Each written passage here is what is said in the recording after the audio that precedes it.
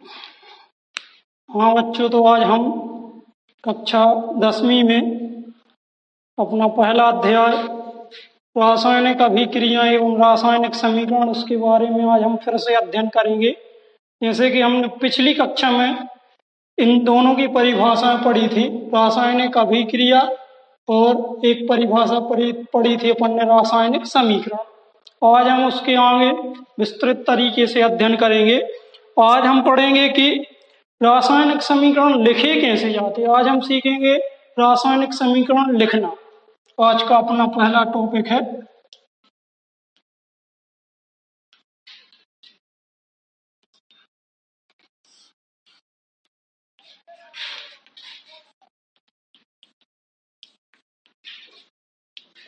रासायनिक समीकरण लिखना।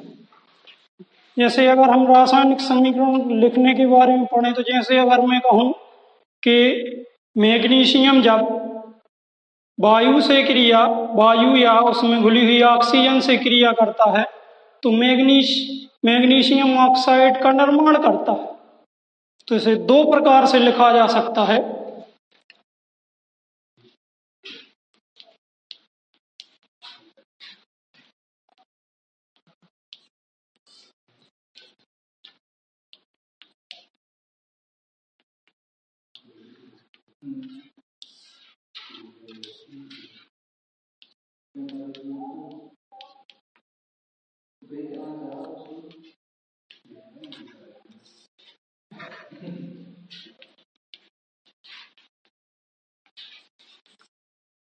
मैंने बोला था भी कि मैग्नीशियम जब ऑक्सीजन से क्रिया करता है तो मैग्नीशियम ऑक्साइड बनता है। अब मैंने बताया था कि इसे दो तरीके से लिखा जा सकता है। ये जो मैंने पहले लिखा हुआ है ये शब्द समीकरण, जिसे शब्दों द्वारा लिखा जाता है, इसे कहते हैं शब्द समीकरण, जिसे शब्दों द्वारा लिखा जाता है। और एक होता है रासायनिक समीकरण, या फिर जिसे बोलचाल की भाषा में हम सांकेतिक समीकरण भी कह सकते हैं। जैसे कि अगर हम यहाँ पर देखें मैग्नीशियम, जिसको लिखना सीखना हमें, तो जैसे मैंने बोला था मैग्नीशियम जब ऑक्सीजन से क्रिया करता है तो मैग्नीशियम ऑक्साइड बनता है। मैग्नीशियम मतलब एक अभिकारक और दूसरे अभिकारक को हम जो उनका योग होता है उस योग के लिए हम धन चिन्ह से दर्शाते हैं। और जब अभिक्रिया होती है मतलब अभिक्रिया की दिशा को हम तीर के चिन्ह से संबोधित करते हैं या प्रदर्शित करते हैं। इस प्रकार से ये समीकरण लिखा जाता है। अब हम बात करेंगे रासायनिक समीकरण की। रासायनिक समीकरण में ये जो समीकरण हमने लिखा है शब्द समीकरण, इसी समीकरण के हम नीचे उसके संकेत लिख देंगे, वो हो जाएगा उसका रासायनिक समीकरण। जैसे मैग्नीशियम का सूत्र होता है Mg, ऑक्सीजन का सूत्र होता है O2, और मैग्नीशियम ऑक्साइड का सूत्र होता है MgO, मैग्नीशियम ऑक्साइड। अभी मैंने जैसे बताया था कि जो अभिकारक होते हैं, अगर दो अभिकारक हैं तो उसके बीच उनके मध्य योगों को धन के चिन्ह से मतलब योग से प्रदर्शित करते हैं, और अभिक्रिया की दिशा को तीर के चिन्ह से प्रदर्शित करते हैं, और ये तब जाकर के अपना बनता है मैग्नीशियम ऑक्साइड। अब हम यहाँ पर देखेंगे कि जो आप रासायनिक समीकरण, ये वाला समीकरण है आपका रासायनिक समीकरण।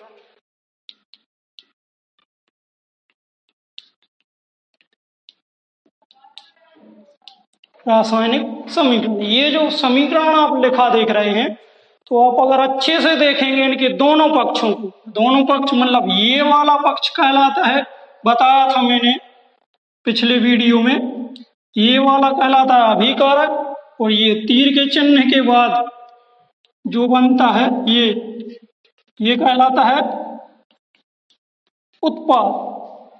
तो हम इसे जब संतुलित करेंगे, अभी ये समीकरण संतुलित नहीं है, जब हम इसे संतुलित करेंगे तो आप देखेंगे कि दोनों तरफ के परमाणु जो तत्व हैं उनकी परमाणुओं की संख्या निश्चित होनी चाहिए। जब ये समीकरण संतुलित होगा मतलब अभिकारक पक्ष के और उत्पाद पक्ष के जो परमाणु हैं जो संकेत हैं, जो तत्व हैं, उनके परमाणुओं की संख्या बिल्कुल समान होनी चाहिए। अगर हम उत्पाद तरफ देखें तो मैग्नीशियम की संख्या के परमाणु की संख्या 1 है और ऑक्सीजन की देखें तो 1 है।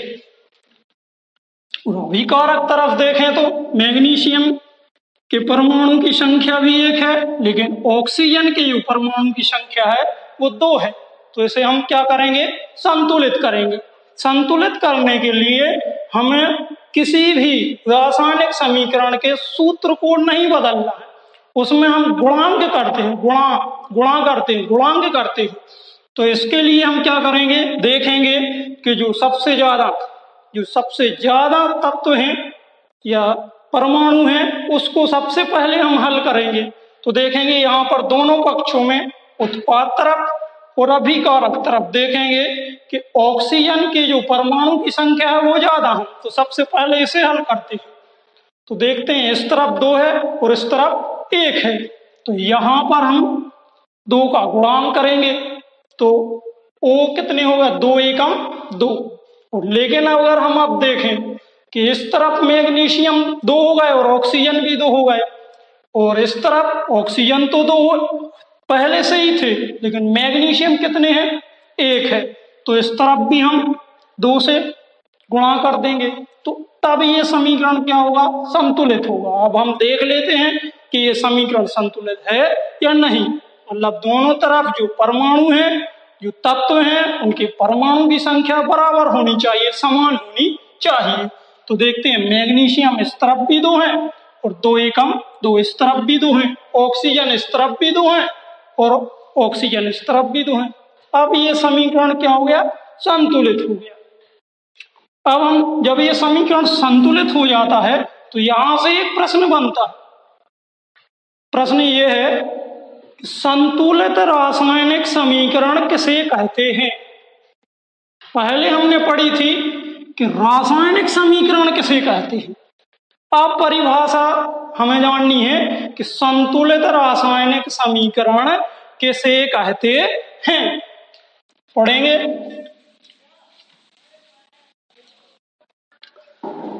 तो वह रासायनिक अभिक्रिया, ये रासायनिक अभिक्रिया रासायनिक समीकरण है, तो वह रासायनिक समीकरण जिसमें अभिकारक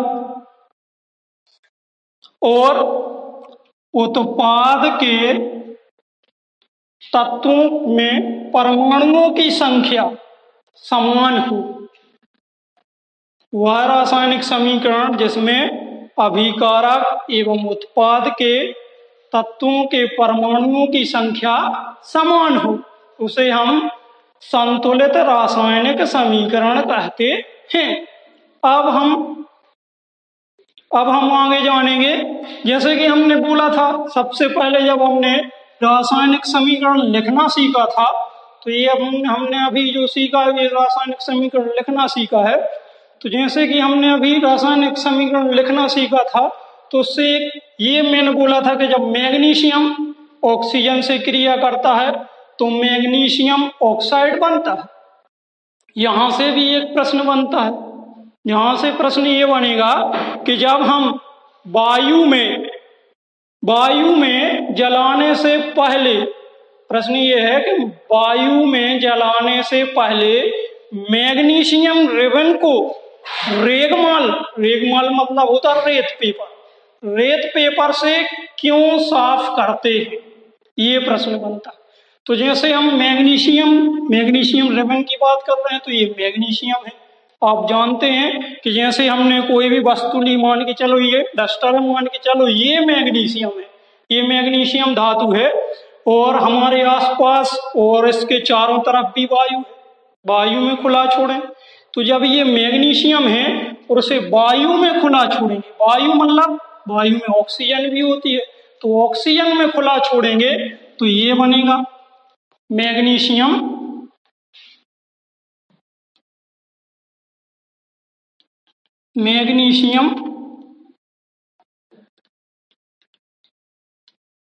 ऑक्साइड का निर्माण होता है।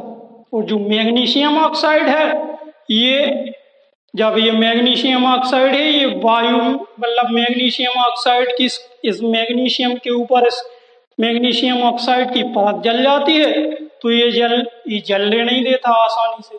इसलिए ये जो आपका मैग्नीशियम होता है उसके ऊपर मैग्नीशियम ऑक्साइड की परत चढ़ गई है, उस परत को हम रेत पेपर से या रेगमाल से साफ करते हैं, फिर उसे हम वायु में आसानी से जला सकते हैं। ये आपका प्रश्न का आंसर समाप्त हुआ। अब हम जानेंगे कि समीकरणों को कैसे संतुलित किया जाता है। ये तो हमने अभी छोटा सा पढ़ा था कि मैग्नीशियम, ये बताया था मैंने अभी संतुलित रासायनिक समीकरण की परिभाषा, उसके पहले मैंने बताया था। अब हम विस्तृत तरीके से जानेंगे कि हम कैसे समीकरणों को संतुलित कर सकते हैं।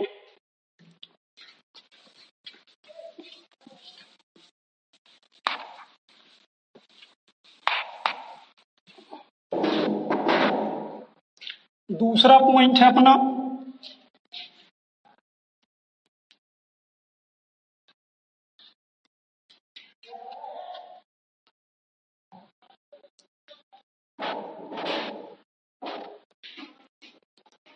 समीकरण संतुलित करना। तो आज हम समीकरण संतुलित करना भी जानेंगे कि कैसे हम समीकरणों को संतुलित कर सकते हैं। संतुलित मतलब अभिकारक तरफ जो आपका रासायनिक समीकरण है उसमें अभिकारक तरफ और उत्पाद तरफ, दोनों तरफ जो तत्व हैं उनके परमाणुओं की संख्या समान हो। ये हमने पढ़ा था कि तब वो रासायनिक समीकरण संतुलित होगा। तो अभी हम जो समीकरण लिखेंगे वो असंतुलित समीकरण होगा और उसे हम संतुलित करना हम सीखेंगे।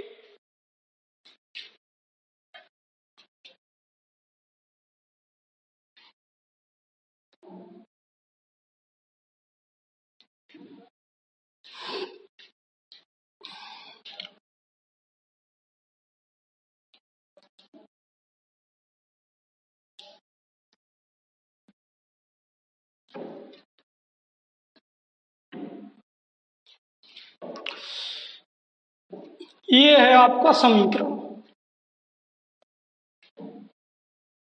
इस समीकरण को हम संतुलित करना सीखेंगे, समीकरण संतुलित करना सीखेंगे आज। तो देखते हैं, सब इसमें 6 चरण होते हैं समीकरण। मतलब अगर आपकी बुक्स के अनुसार जाएं तो आपकी बुक्स में 7 चरण दिए हैं और आपको डायरेक्शन बाई एक एक चरण का, स्टेप का आपको यहाँ पर बताया जाएगा कि कौन से चरण में कौन सी प्रक्रिया की जाती है। सबसे पहले चरण में क्या किया जाता है कि जो ये सूत्र लिखे हुए हैं इन सूत्रों को हम एक बक्से में, मतलब बॉक्स में हम बंद कर देंगे।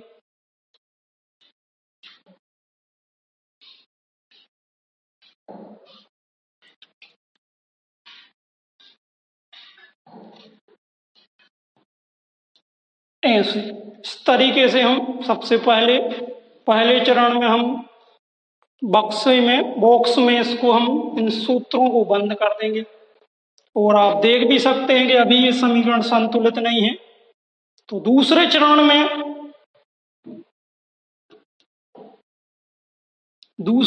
में आपके लिए ये मायने आता है कि यह क्या ये संतुलित, पहले से समीकरण संतुलित तो नहीं है, या फिर अगर संतुलित नहीं है आपको मालूम है तो फिर हम इसके लिए क्या करेंगे कि ये जो संकेत दिए गए हैं, आपके तत्वों के जो संकेत दिए हैं, इन संकेतों के जितने भी परमाणु अभिकारक तरफ हैं और जितने भी परमाणु जिन तत्वों के उत्पाद की तरफ हैं, इनको हम एक सारणी टाइप की बना करके लिख लेंगे ताकि हमें ज्ञात रहे कि अभिकारक तरफ कितने परमाणुओं की आवश्यकता है, कौन से तत्व या कौन से तत्व के कितने परमाणुओं की आवश्यकता है, और अभिकारक तरफ कितने तत्वों के परमाणु की आवश्यकता है, उत्पाद तरफ कितने तत्वों के परमाणु की आवश्यकता है, ये हम ज्ञात करेंगे। बनाते हैं तो जैसे यहाँ पर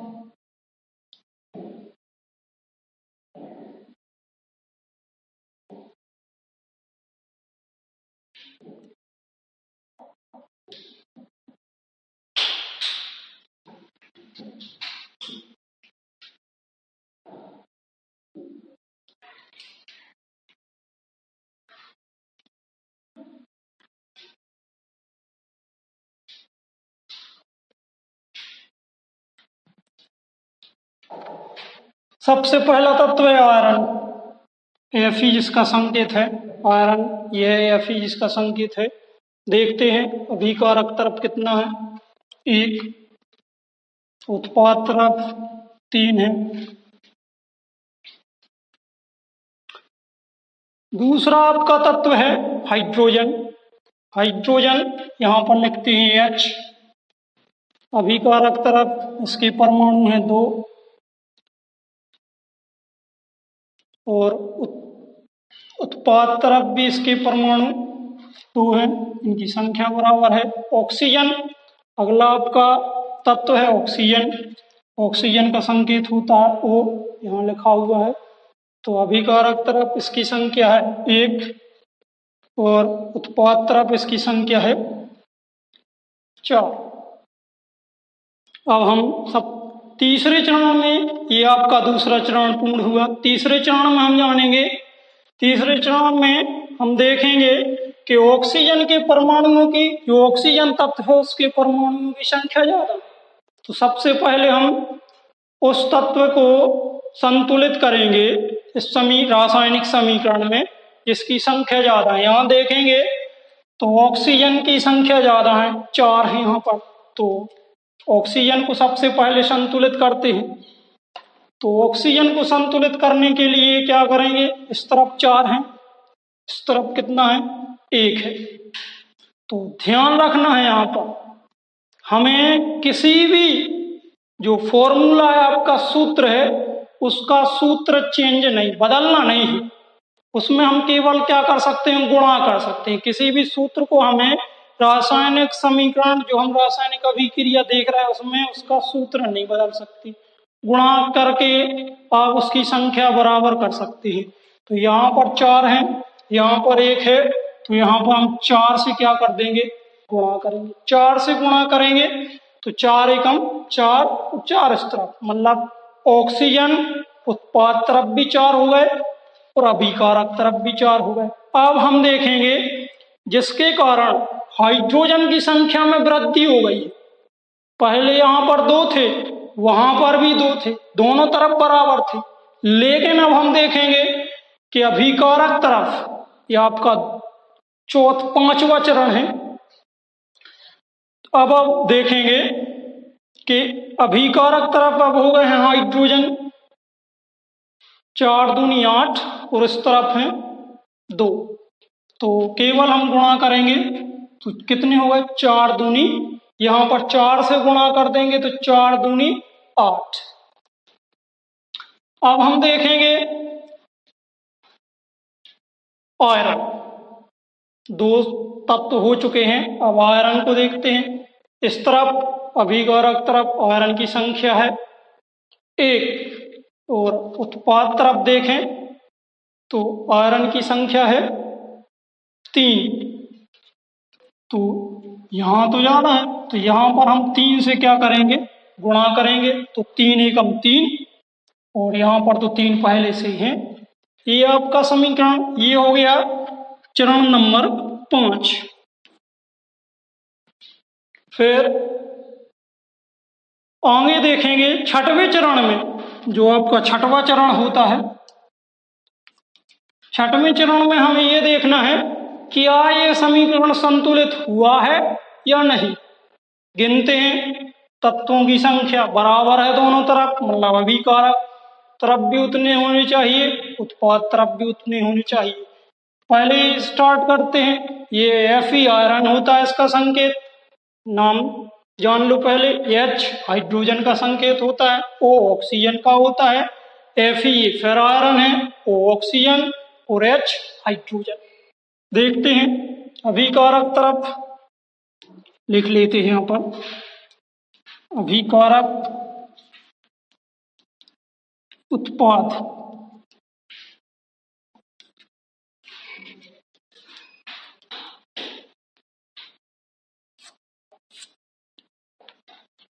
तत्व। सबसे पहला है आयरन Fe 3, अभिकारक तरफ है परमाणु, उत्पाद तरफ भी 3 परमाणु है इसके। फिर दूसरा आपका तत्व है हाइड्रोजन 4 दूनी 8 हाइड्रोजन का संकेत होता है H। 8 है अभिकारक तरफ, इस तरफ भी देखते हैं, 4 दूनी 8। अब का अगला तत्व है ऑक्सीजन। ऑक्सीजन का संकेत होता है O।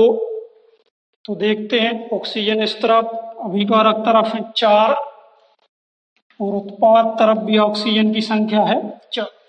तो हमने चरण 6 में देखा कि ये समीकरण असंतुलित था। जो पहले ये समीकरण जो आप देख रहे हैं ये पहले असंतुलित था, हमने इसे संतुलित किया है और इस विधि का नाम होता है, इस विधि का नाम है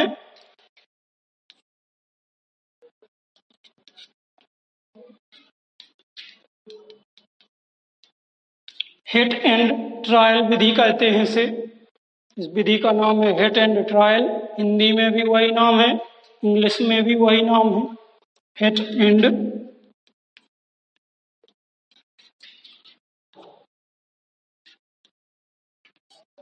एंड ट्रायल। जो आपका 7वां चरण होता है, मिटा लेते हैं थोड़ा सा,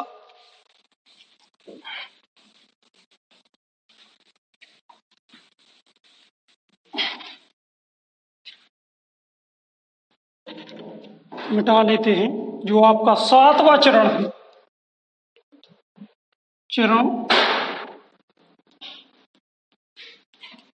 जो आपका 7वां चरण है, इस चरण में हम जानेंगे भौतिक अवस्था। भौतिक अवस्था पर भी निर्भर करता है। भौतिक अवस्थाएं, तो रासायनिक समीकरण की भौतिक अवस्थाएं 4 मानी जाती हैं। एक होता है सॉलिड मतलब होता है ठोस, जिसे S से प्रदर्शित करते हैं। दूसरा होता है लिक्विड का संकेत होता है L, हिंदी में बोलते हैं द्रव। तीसरा होता है आपका गैस, G से प्रदर्शित करते हैं इसे। और एक होता है जलीय विलयन, शायद यहां देखिए ना, यहां लिख देते हैं जलीय विलयन, जिसे हम AQ से प्रदर्शित करते हैं, एक्वस बोलते हैं जिसे, AQUEOUS, एक्वस जलीय विलयन होता है। मतलब जल में जब हम कोई पदार्थ घोल दें, रासायनिक पदार्थ, तो वो बन जाएगा जलीय विलयन, या हम बोलेंगे एक्वस। तो ये जो रासायनिक समीकरण आप देख रहे हैं, इसमें हम इन भौतिक अवस्थाओं का उपयोग करते हैं। देखते हैं, Fe आयरन है, आयरन सॉलिड अवस्था में लिया था हमने, ठोस लिया था। जो आपका जल है H2O, जल का सूत्र होता है, जो जल है आपका, जल आप सभी जानते हैं कि लिक्विड अवस्था में होता है, लेकिन यहाँ पर हमने जो जल लिया हुआ है वो गैसीय था, गैस मतलब भाप के रूप में लिया था, इसलिए हम यहाँ पर G लिखेंगे। ये जो जल लिया था हमने भाप अवस्था में लिया था, इसलिए हम यहाँ पर G लिखेंगे। और जो आगे आपका उत्पाद है, ये जो बन रहा है आपका फेरस ऑक्साइड, ये सल्फेट मतलब सॉलिड अवस्था में होता है, ठोस अवस्था में होता है। और ये जो आपकी हाइड्रोजन गैस दिख रही है, गैस तो गैस होती है, जिसे संकेत G से प्रदर्शित करते हैं, और ऊपर की ओर एक एरो के निशान से प्रदर्शित करते हैं, जिसका मतलब होता है निकलना, मतलब ये गैस बाहर निकल जाती है। आज हम इतना ही अध्ययन करने वाले थे।